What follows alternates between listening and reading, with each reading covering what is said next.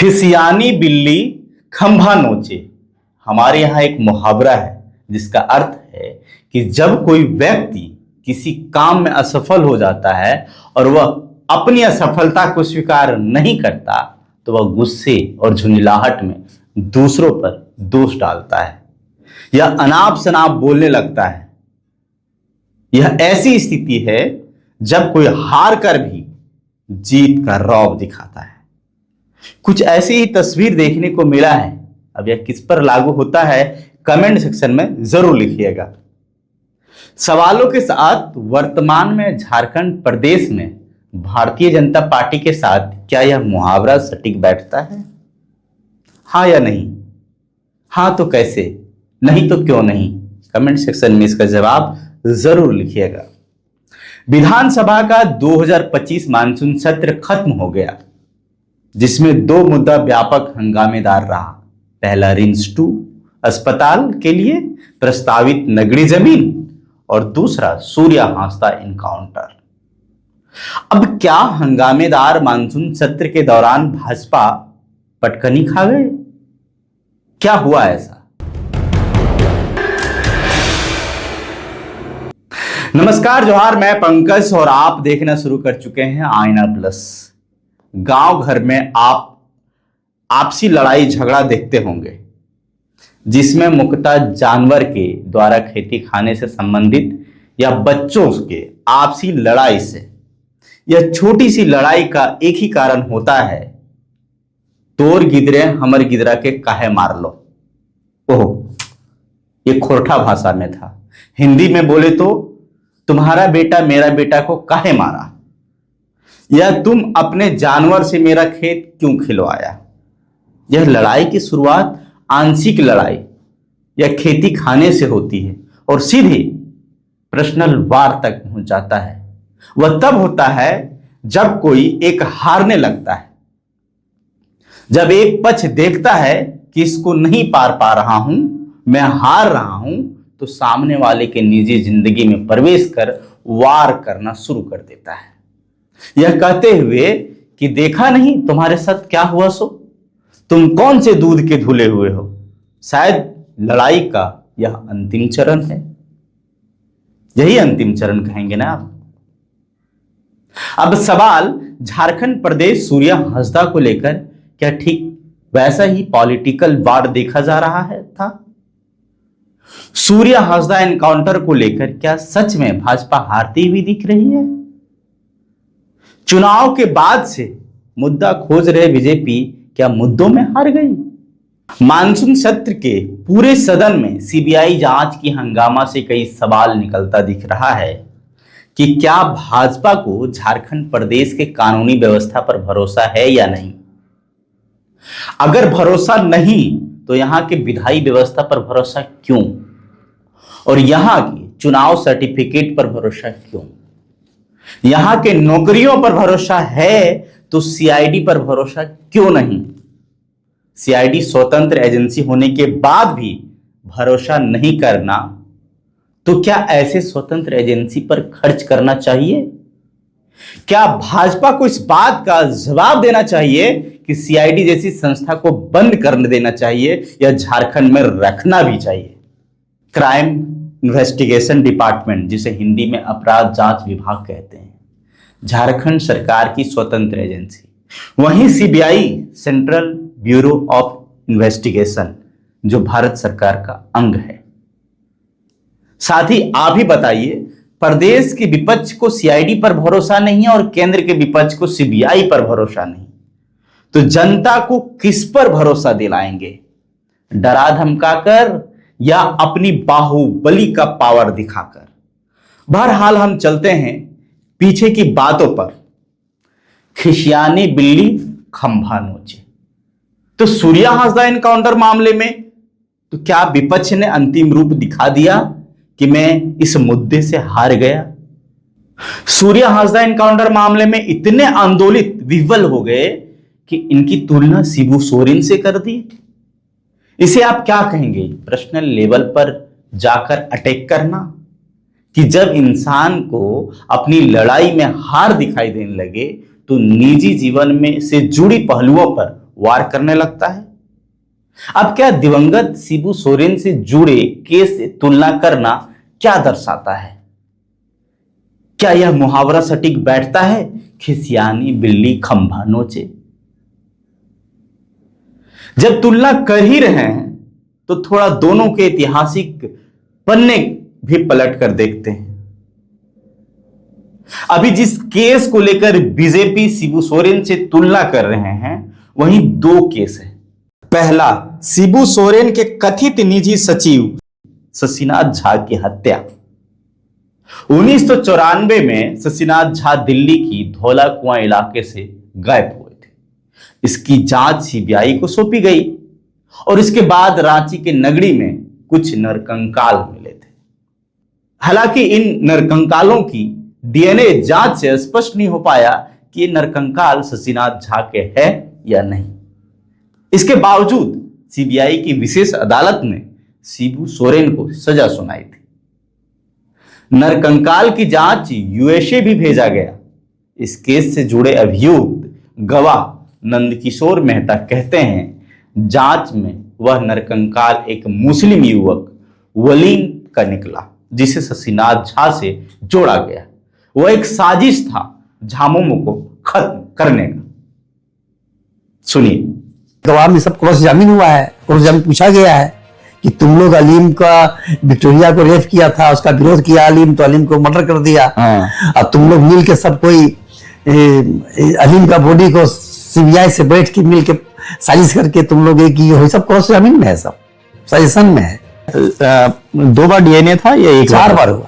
4 बार DNA हुआ। 3 बार DNA यहाँ से हुआ, उसके बाद चौथा डीएनए फिर लोग बोला कि हम लोग अमेरिका में जांच कराएंगे, यूएस में, एफबीआई से, फेडरल इन्वेस्टिगेशन ब्यूरो से, उसमें वहां भेज के हम उसके द्वारा ये क्या बताया? सीबीआई दिया, कोर्ट में पिटीशन है, ऑर्डर है। अच्छा, यहाँ का नहीं मानेंगे? मैं यहाँ पर मानेंगे सो नहीं बोला, हम एक बार कराएंगे वहां से। अच्छा, तो हम लोग भी बोले कि कोई दिक्कत नहीं है। हम लोग से पूछा कि आप लोग कोई आपत्ति? हम लोग दुनिया को ही ले जाइए, हमको आपत्ति नहीं है। डीएनए टेस्ट में वो तो आपके पक्ष में आया, वो सारा नेगेटिव आया कि वो शशिनाथ झा का नहीं है, है ना, वो अलीम अली का है। हाँ।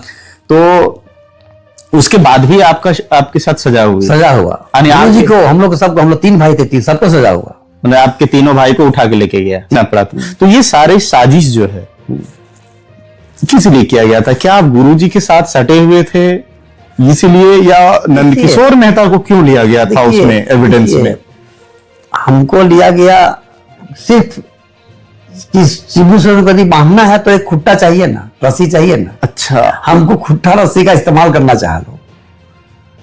हमको बहुत ऑफर किया, पैसा का ऑफर किया सीबीआई मुख्यालय में। हाँ, पद का ऑफर किया, बोला एमएलए का तो उससे ऊंचा देखो पद मिलेगा, आपको पैसा मिल जाएगा, कितना जो मोटा एक अमाउंट का ऑफर किया, 3 करोड़ तक ऑफर किया। अच्छा, 3 करोड़ तक? हाँ, उस समय 98 में तत्कालीन गवर्नमेंट वाजपेयी। हाँ, वाजपेयी। और ये बात सोचिए कि हायर ऑफिसर सीबीआई का बोल रहा हो, तो सीबीआई कहां देगा पैसा? कहां? सीबीआई तो फिनांस कोई करेगा ना। हाँ, फिनांस कोई करेगा। और शिबू सोरेन का राजनीतिक केस खत्म करने के लिए 3 करोड़ का 20 करोड़ भी कम है, 50 करोड़ 100 करोड़ कम है। झारखंड मुक्ति मोर्चा टूटनी खत्म हो जाता, ये लोग को डाल देता तो वो कभी नहीं चाहता कोई क्षेत्रीय पार्टी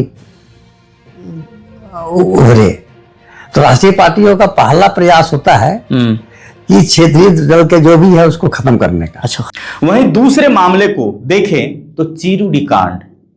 साल 1975 में शिबू सोरेन की अगुवाई में आदिवासी कार्यकर्ता चीरुडी में जुटे थे। बोले कि हम महाजनों की फसल काटेंगे। डुगडुगी बजाते हुए आदिवासी फसल काटने निकल पड़े। जैसे ही यह खबर महाजनों तक पहुंची, चीरुडी और आसपास के गांव में वे हथियार लेकर जमा होने लगे। इसी दौरान जमींदार समर्थकों और पुलिस की ओर से आदिवासियों पर हमला हुआ।